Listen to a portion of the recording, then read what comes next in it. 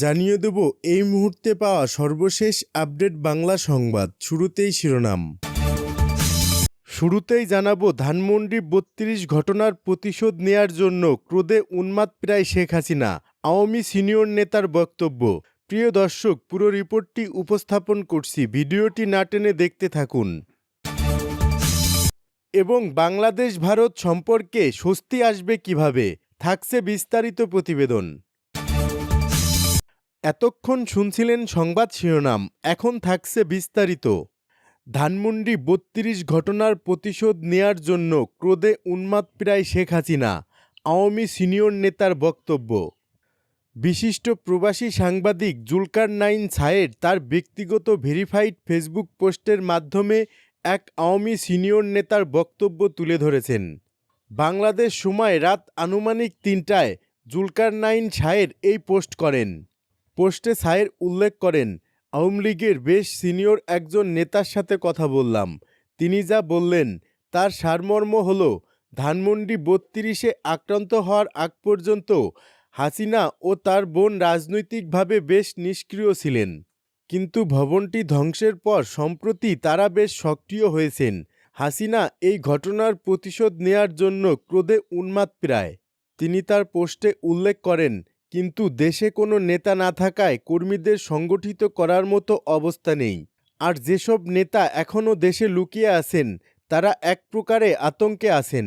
এই সিনিয়র নেতা উল্লেখ করেন, যে সকল নেতানেত্রী বিদেশে পালিয়ে গেছেন তাদের দলের কাউকে না জানিয়ে শেখ হাসিনার ভারতে চলে যাওয়ায় বেশ ক্ষুব্ধ। অনেকেই বলছেন তাদের সাথে বিশ্বাসঘাতকতা হয়েছে।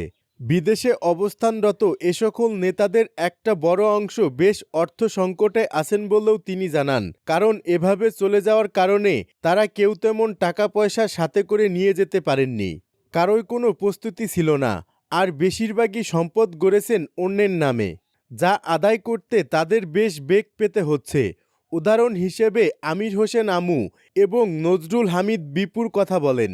তিনি দাবি করেন, আমুর সবই অন্যের নামে করা, আর বিপুর দুবাইতে করা সব বিনিয়োগ রাজীব সামদানির মাধ্যমে হয়েছে, যা পরবর্তী পরিস্থিতিতে সামদানি আর ফেরত দিচ্ছে না। বিপু ও তার স্ত্রী এই মুহূর্তে ভারতে অবস্থান করছেন বলেও তিনি জানান। তিনি আরও বলেন, নেতাদের মধ্যে বেশিরভাগই ভারতে আছেন। ফজলে তাপস আছেন সিঙ্গাপুর, আর বাদবাকিরা দুবাই, কানাডা, যুক্তরাজ্য, কয়েকজন অস্ট্রেলিয়াতে। বর্ডার পার হয়ে নিরাপদে কলকাতা পর্যন্ত পৌঁছাতে আত্মগোপনে থাকা আওয়ামী লীগ নেতাকর্মীরা মাথাপিছু ২০ লক্ষ টাকা পর্যন্ত খরচ করেছেন বলেও তিনি জানান। সায়ের অবশ্য তার পোস্টে আওয়ামী লীগের সেই সিনিয়র নেতার নাম উল্লেখ করেননি। বাংলাদেশ ভারত সম্পর্কে স্বস্তি আসবে কিভাবে, থাকছে বিস্তারিত প্রতিবেদন। শেখ হাসিনা সরকারের পতনের পর বাংলাদেশ ভারত সম্পর্কের অবনতি ঘটেছে। সরকারি পর্যায়ে দুই দেশের মধ্যে দুই একটি বৈঠক হলেও তাতে পরিস্থিতির উন্নতি হয়নি। তলব বা পাল্টা তলব, বিবৃতি ও পাল্টা বিবৃতি চলছেই। তাহলে সম্পর্ক উন্নয়নের পথ কী? বাংলাদেশের পররাষ্ট্র মন্ত্রণালয়ের সূত্রগুলো বলছে, অবশেষে বাংলাদেশের প্রধান উপদেষ্টা ডক্টর মোহাম্মদ ইউনূসের সঙ্গে ভারতের প্রধানমন্ত্রী নরেন্দ্র মোদীর একটি বৈঠকের সম্ভাবনা তৈরি হয়েছে। আর সেটা হতে পারে আগামী এপ্রিলে ব্যাংককে। ৪ এপ্রিল ব্যাংককে সম্মেলনে ডক্টর ইউনূস এবং নরেন্দ্র মোদী দুইজনই যোগ দিচ্ছেন। ওই সময় তাদের দুইজনের মধ্যে আলাদা বৈঠকের প্রস্তুতি চলছে বলে জানা গেছে। আর দায়িত্ব নেয়ার পর আগস্টে দুইজনের মধ্যে ফোনালাপ হয়েছে। এদিকে বাংলাদেশের পররাষ্ট্র উপদেষ্টা মোহাম্মদ তৌহিদ হোসেনের সঙ্গে আবারও দেখা হচ্ছে ভারতের পররাষ্ট্রমন্ত্রী এস জয়শঙ্করের সাথে। বৈঠক হওয়ারও কথা রয়েছে, আর সেটা হতে পারে ওমানের রাজধানী মাস্কটে ভারত মহাসাগরীয় সম্মেলনে। অষ্টম ইন্ডিয়ান ওশান কনফারেন্সের তারিখ নির্ধারণ হয়েছে ১৬-১৭ ফেব্রুয়ারি। আর ওই সম্মেলনে যোগ দেওয়ার জন্য বাংলাদেশের পররাষ্ট্র উপদেষ্টাকে আমন্ত্রণ জানিয়েছে ভারতের পররাষ্ট্রমন্ত্রী।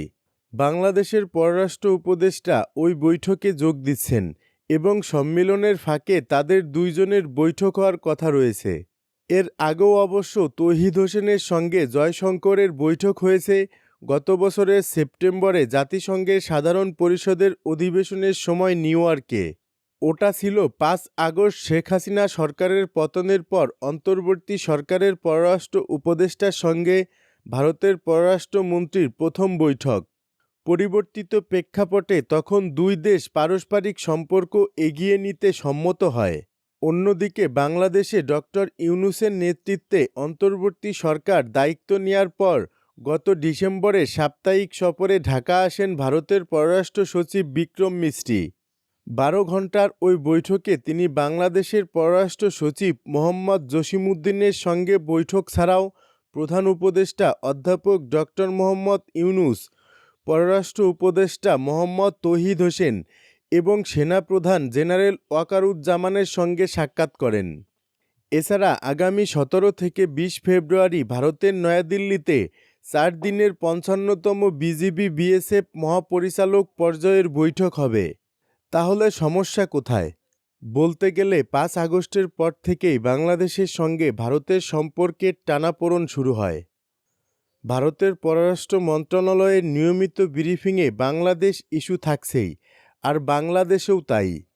আর আছে ভারতীয় মিডিয়ার অপপ্রচার, সেটা বাংলাদেশি মিডিয়ায়ও কম বেশি হচ্ছে। সীমান্ত সংকট আরও বেড়েছে, ভারতের রপ্তানি বাংলাদেশে কমে গেছে। আর বাংলাদেশিদের জন্য ভারতীয় ভিসা বলতে গেলে প্রায় বন্ধ। বাংলাদেশি বিশ্লেষকরা বলছেন ৫ আগস্টের পর দুই দেশের সম্পর্কে যে সমস্যা হচ্ছে তার মূল কারণ হলো ইউনূস সরকারকে গ্রহণযোগ্যতার মধ্যে নিতে চাইছে না ভারত।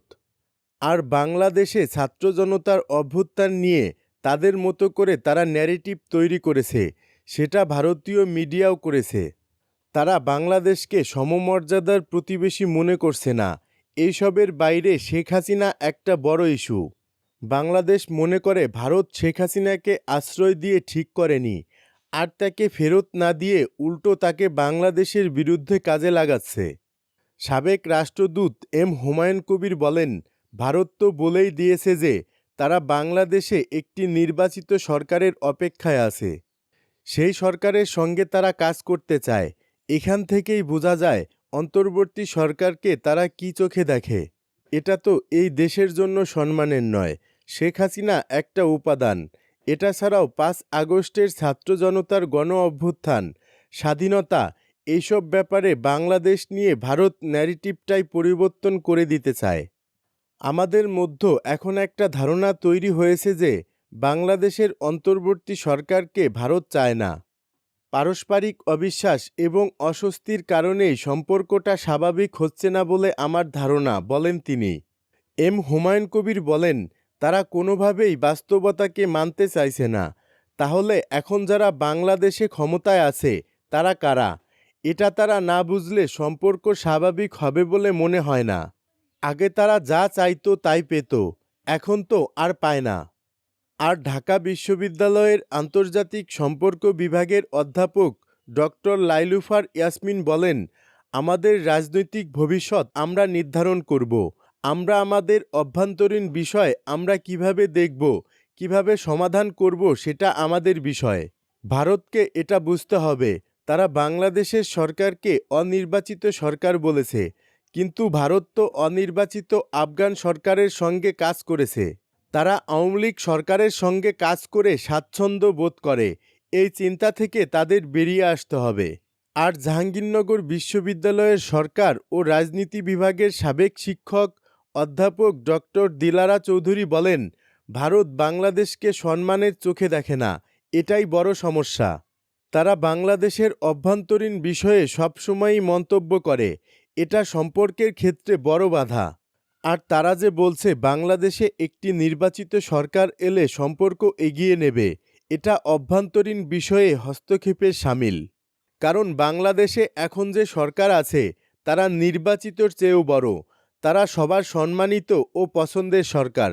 পররাষ্ট্র উপদেষ্টা বা মন্ত্রী পর্যায়ের বৈঠক অথবা একদম শীর্ষ পর্যায়ের বৈঠকে যে বাংলাদেশ ভারতের সম্পর্ক ভালো হয়ে যাবে এমন আশা করেন না কেউ। তারপরও বৈঠক হওয়া ভালো, তাতে যদি অস্বস্তি কিছুটা কাটে।